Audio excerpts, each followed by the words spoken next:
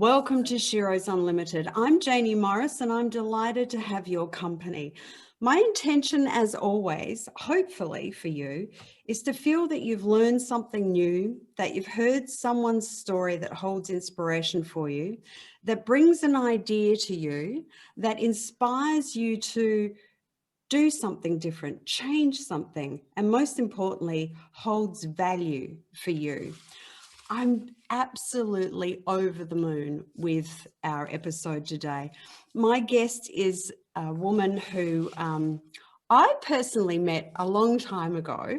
I had the great fortune of spending some early time in my life where I used to do a little bit of singing and a little bit of loving in the music. For those of you who follow me, you know that my late husband was a musician here in Australia, and so that was all how we met and how that all happened.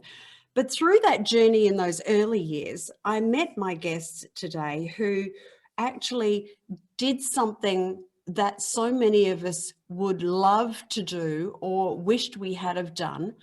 And she took a leap of faith. She trusted in her heart that the gift that she had in music and in singing was her path in this life. And back in those early years, I do remember we were in a studio in Adelaide in South Australia called Soundtrack Australia. And we finished doing a job that we had been booked to do there. And Lisa said, "This is the last time I'll see you for a while. I'm going." And that was when she left to go interstate. My guest is an incredible Australian solo and session singer. She has sung with some of the most incredible Australian talent, but she in her own right is a beautiful, beautiful woman and is a very talented Australian. We're going to talk to her today in Sheroes Unlimited about her life. She's going to tell us, fill in the gaps. Lisa Edwards, welcome to Sheroes Unlimited. Oh, Jaynie, you brought tears to my eyes. I'm really humbled by your introduction. Thank you so much. And I remember that too. I actually have. You did bring tears to my eyes. I wear my heart on my sleeve. So, but I remember that time, and I remember when you had asked me before. Do I remember? Yes, I do. And they were such wonderful days in Adelaide. But it's lovely to so hello to all your listeners. It's great to have you with us. Now, Lisa, we're going to talk about what's happening right now, but we're going to leave that. We're going to go back a little bit first. So you as I mentioned, you were born in Adelaide. You grew up in Adelaide. At an early age. Born at an early age. Tell us about those early years and what the inspiration in those times. And did you know that music was going to be your life in the early years? Look, when I was about 5, I would say, when I could walk, talk, and just know the things that were around me. I had a wonderful childhood, and I was born into a family where music was constant on a daily basis, 7 days a week. And my father, we had a family business. We ran a family business, but my father was a great jazz pianist. He learned as a child to be a classical. His mother wanted him to be a classical pianist, but that never happened. He was a great jazz player. And my mother was a beautiful singer. She was a great singer, but never pursued music as such. She had multiple sclerosis, and it was a slow process of multiple sclerosis. And she passed away 6 months after my daughter was born, which was 18 years ago. I've still got tears in my eyes from what you said. And I grew up listening to a lot of jazz music to start with, and because of my mother's illness, I used to go to my nana's place a lot and stay on weekends. We had a very close-knit family with my cousins, and they lived in Tasmore. And my nana lived in Tasmore. She was on her own at this time, and I used to sleep in the big double bed with her. She was one of the first women to have a hip replacement in South Australia.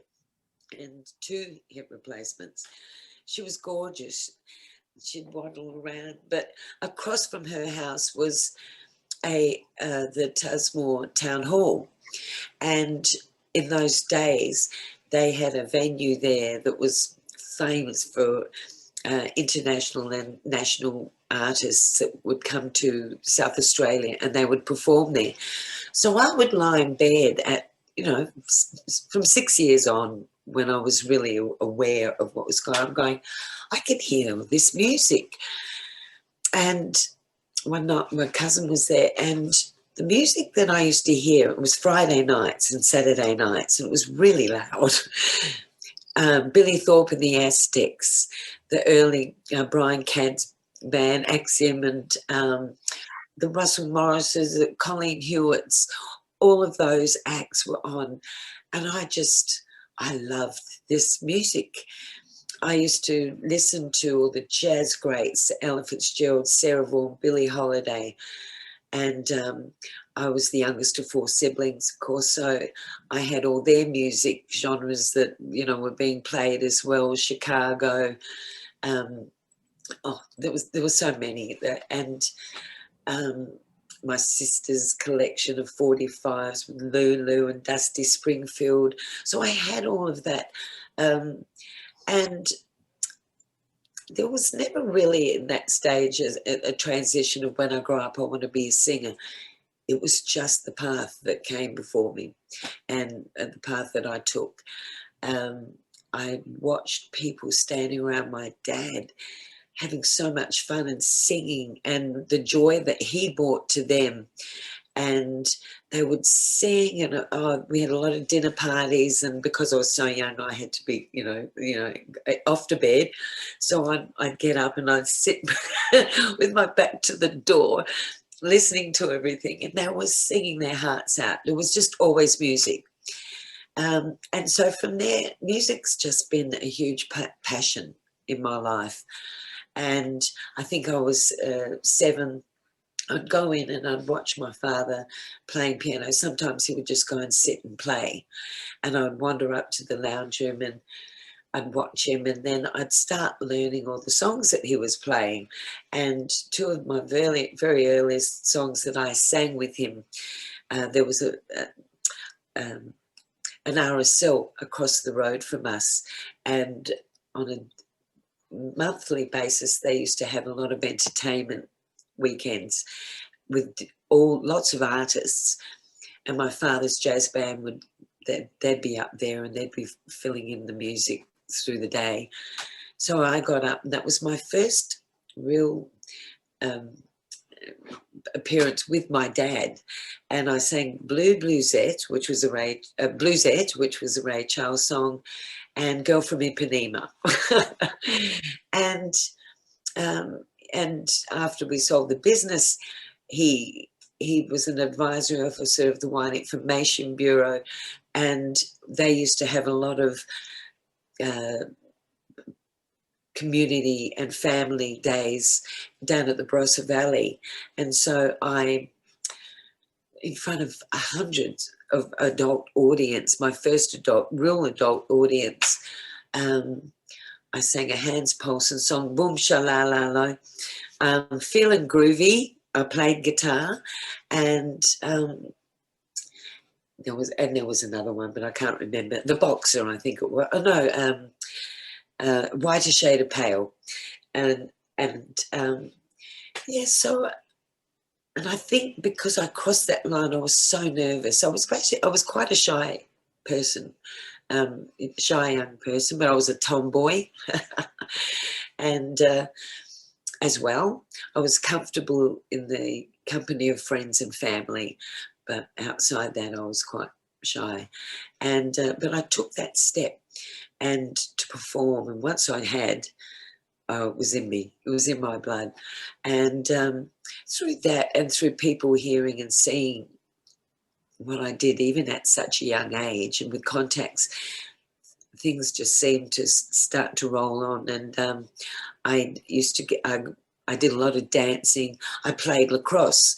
My family were sports mad, and we were sort of a jack of all trades. family, you know, and master of some, but sport played a huge role in my life as well.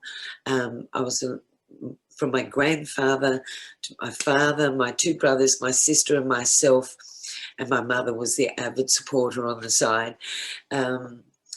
We played for Brighton Lacrosse Club, and we played for South Australia. We represented South Australia. And then when I eventually moved to Melbourne, I joined the Newport Lacrosse Club, and I played for Victoria, and I even played against my sister at one stage. But playing all the sports that I did, tennis, squash, swimming, played a huge role in my fitness, sustainability of keeping fit, because being on stage is very physical, and it kept me grounded as well, you know. But I just met so many wonderful people throughout my journey. I used to perform on these Saturday morning shows with Daryl Cotton and Marty Monster.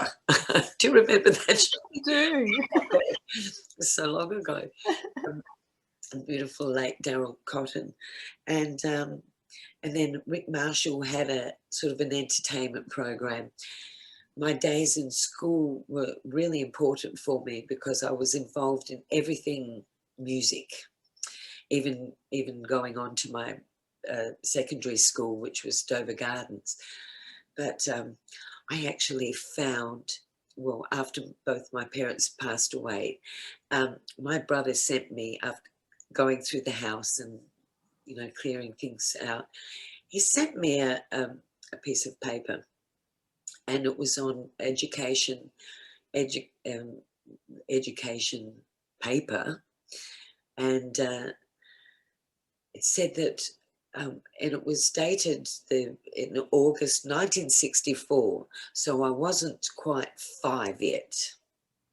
I was nearly 5, but it said that, dear Mrs. Edwards, if you could make sure that Lisa made it home, as she has been, as we have found her in undesirable places. Oh.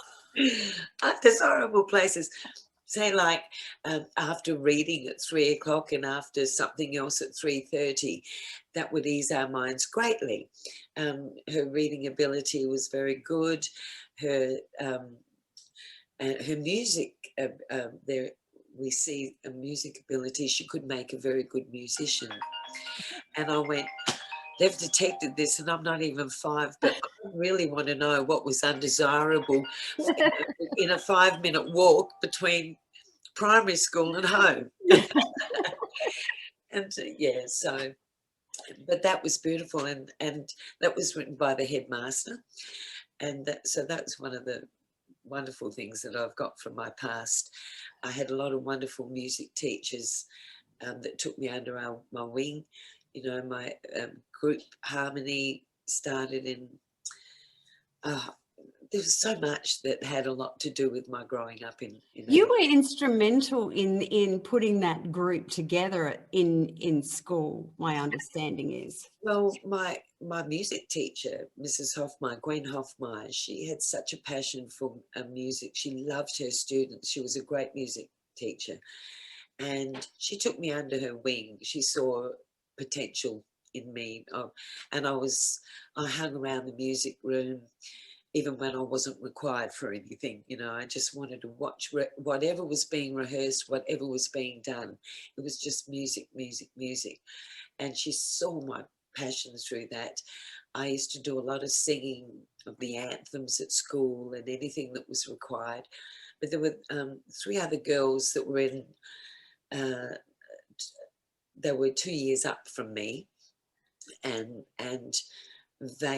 she obviously saw their musicality in them as well, and they used to sing a lot together. So she brought us together, and our blend was beautiful. It was like a family of sisters coming together, and we grew up with the same interests of music and our passion for music and singing, and we formed the group Harmony. We used to rehearse on a daily basis, and new songs. Janet Van Ravak, Carmen Jones and Lynette Pearson were their names, and that's my little phone going off here, so I'm sorry if it's disturbing us. So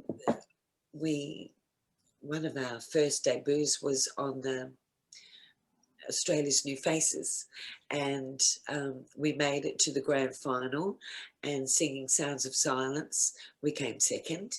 And from there, a lot of people noticed us, saw us, and we were taken under the wing of Bob Lott, who owned Central Booking Agency, and he was our agent, our manager, and he put us on to Wally Carr. I'm not sure if you remember Wally Carr, who was I do. great entertainer in his day, over both nationally and internationally. Well, we went to him, and he showed us the ropes of the stage work. He took us through our songs. He took us through performance.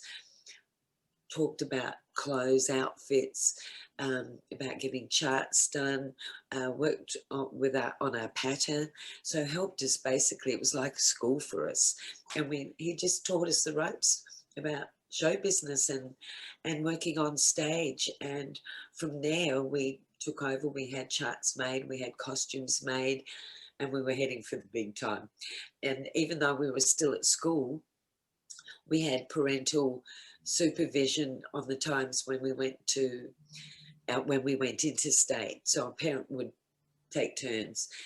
And we were working all around South Australia, Victoria, New South Wales, doing the RSLs, the clubs with the one-arm bandits, supporting international artists like the Platters and the Drifters, and even Warren Mitchell, Australian artists, Robin Jolly, and all sorts. And it was magnificent. And we had our own show, which we performed up at the South Australia Hotel. That was our very first debut of our own show, and that was a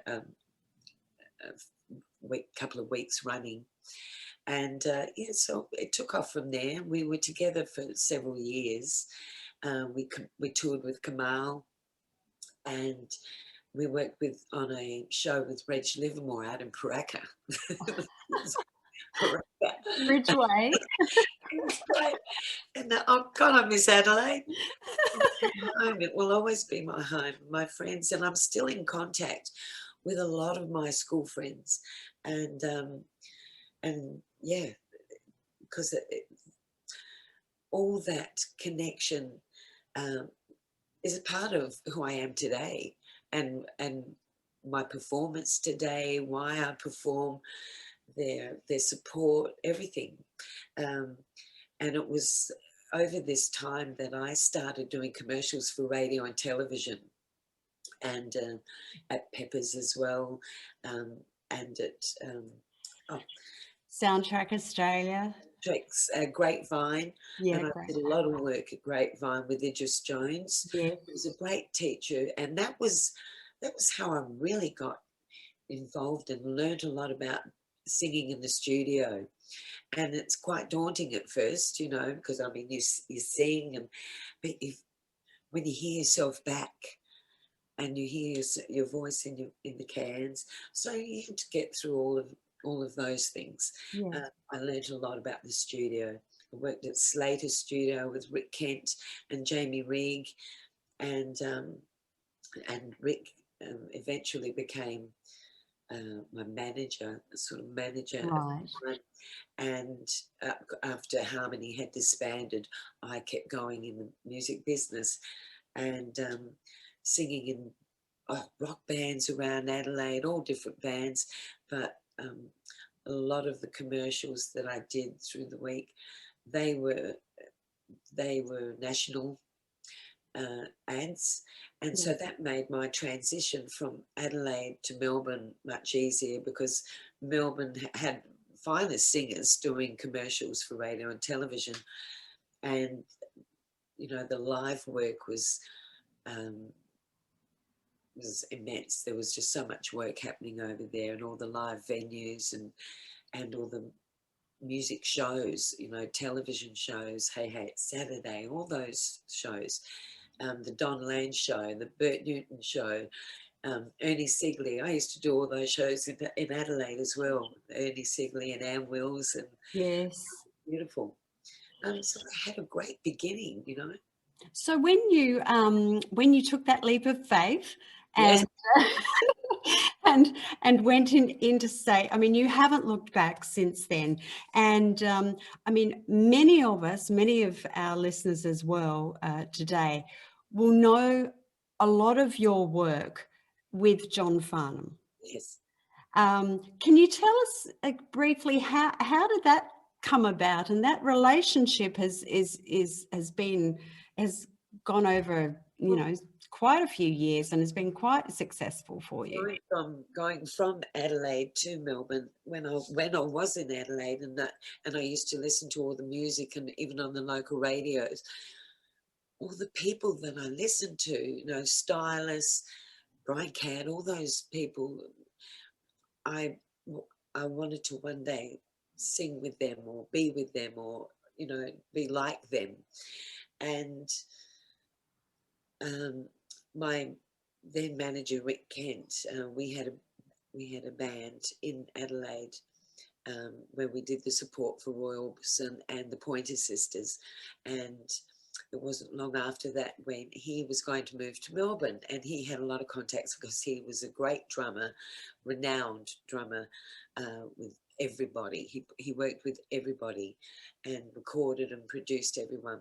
So I went over with Rick. His family were already stationed there. They'd found a place, and I stayed with them for about a year before I moved on to my own place.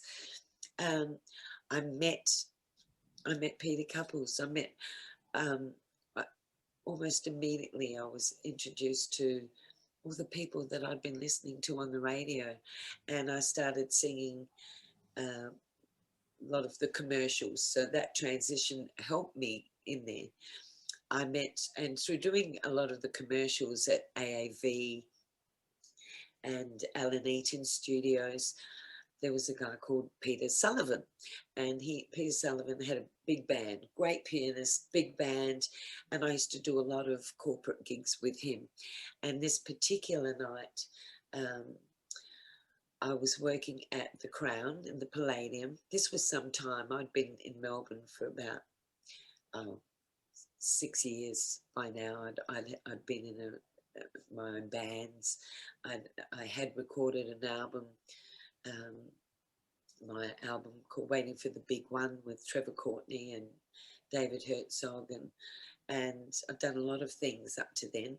And I had worked a lot of live concerts as well with Lindsay Field and Vanetta Fields, and so they knew my singing, and we worked well together. We connected, and I was doing this gig at the Palladium one night with Peter Sullivan and this big band, and I was the upfront singer. And this particular night, John happened to be in the audience. I can't even remember who it was for, but he was in the audience, and with Glenn. And I didn't know at the time until the end of the evening, but I got up and I sang a couple of Whitney Houston songs, The Greatest Love of All, and one of my other favourites, and I'm having a senior moment. I can't remember. But he came up to me after that song and he said, "G'day, Lise," you know. He said, "I'm Johnny." I don't know who you are. And he said, "You know, you've done a beautiful job tonight, and would you be, you know, willing to join my band, you know, the band with Lindsay and Vanetta and all the other members?" And it was right at the time when my album Waiting for the Big One had just come out. Jeff Skews was sort of looking after me at the time, and I said, "You know, can I ask? I'll get back to you." I said, "I would love to." I knew in my heart that's what I wanted to do. And but at that particular time, because this album was out and didn't really go anywhere, but they said no, because we're going to do some promotion for it. So I had to say no. And then, but something was just eating at me. And I rang John up just of my own accord and said, John, hi, it's Lisa. I said, am I too late? Can I change? You know, I said, it's not that I didn't want to, but can I change my mind? He understood everything that was going on. And he went on, it was too late because they were going overseas. And when touring starts, a lot of bookings are done well in advance, and, you know, bookings of hotels and, you know, the venues and everything and flights, all of that. So it wasn't till the end of that particular tour, when they came back, we did the Expo, the Brisbane Expo. That was the next live thing that Farnham did. We did the opening of the Brisbane Expo. And I still remember to this day, and every time Age of Reason plays with the clock ticking, that I always get transported back to that very first time that I stood on stage with John and this wonderful, wonderful band. We just got along so well, you know. And Vanetta was one of my mentors. She was my muse, you know, and we just sang so, it was powerful. It was powerful.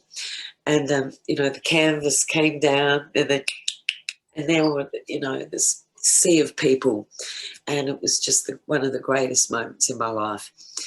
And and from then on, 35 years later, I'm still with him. And, you know, and I had the beautiful honour of singing duets with him through his tours. And in between, when we were off the road, because we would work months at a time, travelling nationally.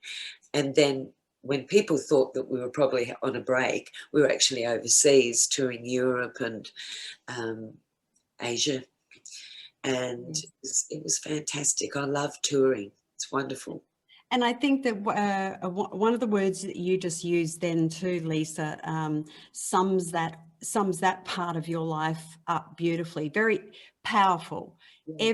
Everything that the public has seen of you over that part of your journey, and as you've just beautifully described with John and Vanetta and the whole crew, always comes across as powerful. It always imprints in the soul, and I think that that's one of the magic talents that you yourself have. And I think that it's also come through in all of your solo work as well. And which brings me to your latest body of work that has just been released. Very excited about this. I don't know how many times I've listened to your new album, Lisa. It's on my Spotify. It's on my. I've got it on absolutely everything, because it's kicking it off. Let's just let the audience understand here with your new album. The title song, well, the song that you've released as a single, I Am Woman, Helen Reddy's song. Can I ask you, and by the way, listeners, if you haven't heard Lisa Edwards' latest album, number one, why not? I happen to have one here with me. I just want we prepared earlier. Why not? And get out there and by the way, at the bottom of this podcast, all of the links on where to get Lisa's latest album as well are there, and all of the contact details for Lisa and where she'll be touring. But the song I Am Woman, it's iconic. Yes. Globally, Helen Reddy's, I think it's the one song that everybody identifies universally with Helen Reddy. Why did you choose this song? Well, it was played regularly, and it was just, you know, entrenched in my mind, and when it would come on, I just saw the reaction of people. And I thought, look, and I'll be honest, it wasn't one of my favourite songs, but it was powerful. And in the day that, well, it was written by Helen Reddy and another Australian musician producer, Ray Burton, who is residing back here in Australia now. And I had a love-hate relationship with it, and what I wanted to do was sort of change it around, and I put this funky beat to it, and I've been playing it like that for years, and every time we did, it would go off, and the room, the women and men would start singing it. And in the making of this album, we wanted another track, but a lot of the other tracks, so of 11 tracks, 10 are original, 9 of which Michael Cristiano and myself wrote. Michael is the producer of the album, co-producer, and we have been working together for 20 years in between my works and our other commitments. And we wanted to put this album together because we do a lot of duet things, and I do a lot of stuff with my own band as well. But I love doing the acoustic, and I love doing the smaller venues and dinner shows. So we added this song because people were familiar with it, and we needed to have something that people were familiar with, because the rest of the album were all original songs that I wrote with Michael. He's a beautiful singer, great musician, and he has been a collaborator and a musical director with the Seekers, and worked with international artists as well. And we had been working on this album for many years, actually, and albeit the 2020 with the lockdown, we couldn't do a lot through that. And in the end, we decided, look, we're not going to hurry this, because we spent so much love, passion, and time, and everything that we loved and what we threw into this album. We were just having too much fun. We were, but there were layers and layers and layers of vocals, because harmony is a huge passion of mine.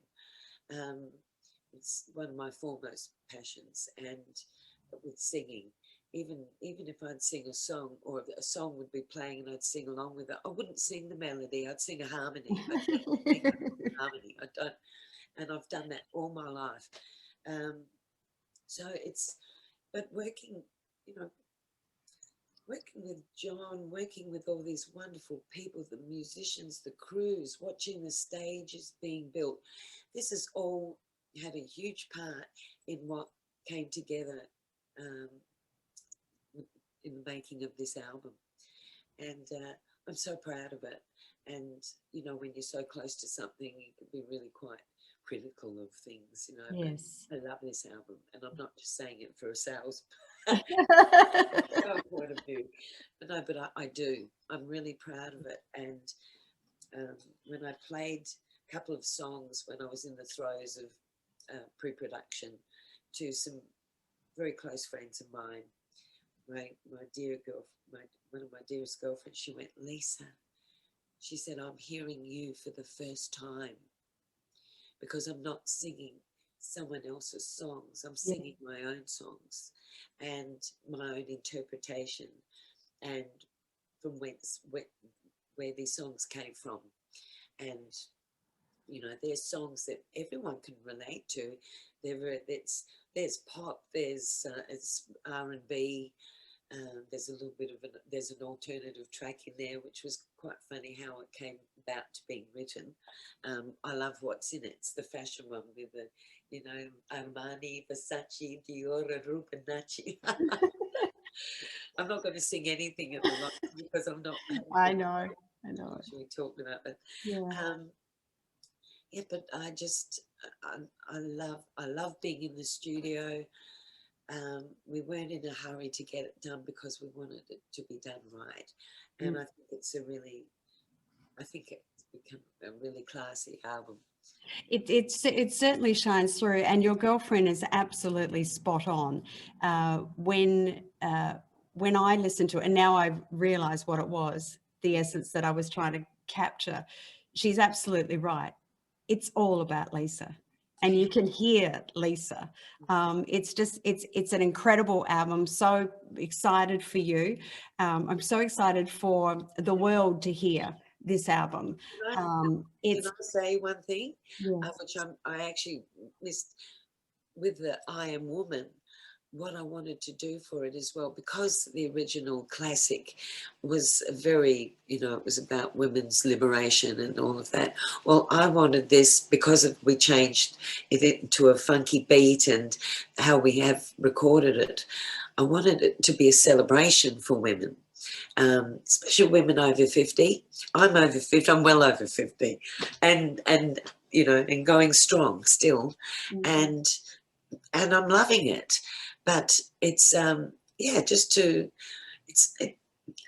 it's for guys, it's for everybody, it's about just being strong, mental health, happiness, self-preservation, all those things. So it's that was one of my reasons for that song as well. It was a celebration for women. And I think and that's a really good point too, because yes, with everything with all the changes that are going on globally, and all the disrupts that are occurring, because that's what happens with change as well. We understand that, specifically for women and women over 50, it can be quite a confusing and a irritating time as well on some level, but this being a celebration of all is putting the political essence aside. Exactly. And do you know what, Lisa? I think that we need more of that, because between you and I think that we need more of that pushed aside and more of the embracing of all who we are together. Yeah, acknowledge the divine within us. Everybody. Absolutely. Now, Lisa, before I forget you, before I let you go, and thank you for your time again. I know you're very busy with everything, with your with the promotion of this beautiful album, and I'm sure you've got a lot more work in the pipeline going on as well. Now, you're touring as well. Are you going to be touring all around Australia? And look, we'll do that later on in the year. Right. We need to get the album up and running. I'm actually performing at the Palms, which unfortunately, because of our lockdowns, the date has been postponed.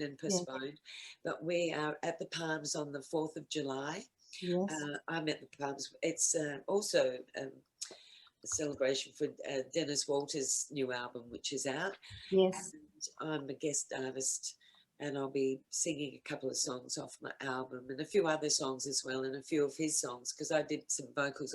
I did backing vocals on his album. Of course. So I'll be doing that. Fantastic. I'm out and about doing, my gigs when I can. Yes. And we will be looking towards, doing some touring and launching the album that way towards the end of the year. Fantastic. And as I mentioned before to our listeners, all of the details, and we will at Sheroes Unlimited, and also my online presence at jayniemorris.com, we'll make sure that you've got all of the details of where Lisa is going to be touring, and also where you can get this album. Lisa, we've also got you featured in an upcoming issue of Sheroes Unlimited magazine, which we're very excited about as well. So thank you for that. And I have to tell you, I got the questionnaires. It is so hard to condense 5 decades of so you'll have to edit. You'll be doing a lot of editing. I'm sure Edie, our production assistant, will not edit anything. She's quite about just putting it all out there. So that'll be a lot of fun as well. But Lisa, look, thank you. Congratulations on this album. Congratulations on your career so far, and congratulations on the constant inspiration that you give all women, not just women over 50, who obviously is our audience, but all women, for taking that leap of faith all those years ago and following your heart and living your dream. We're very honoured to have you on Sheroes Unlimited, and thank you so much today. Thank you, Jaynie. Oh, it's beautiful to see you, and thank you to all your listeners, and I hope you loved the album. It's Yeah. going to. Thank you for having me.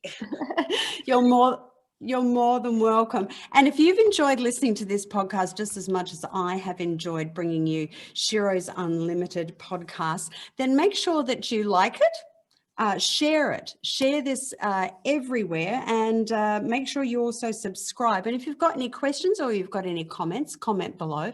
As I mentioned before, all of the details on how you can get Lisa's latest album, how keeping in contact with Lisa as well, so when she does tour or she's got anything new to let you know, all of those details will be below where you're listening to this as well. And we do thank you again. If this is your first time listening to Sheroes Unlimited, welcome. We hope you have enjoyed it. And if you've been listening to all of our Sheroes Unlimited episodes, well, it's great to have you back with us again. And I look forward to having your company when next we bring Sheroes Unlimited, the podcast. Make sure you subscribe at SheroesUnlimited.com. I'm Jaynie Morris, and until next time, I hope you have an absolutely fabulous day.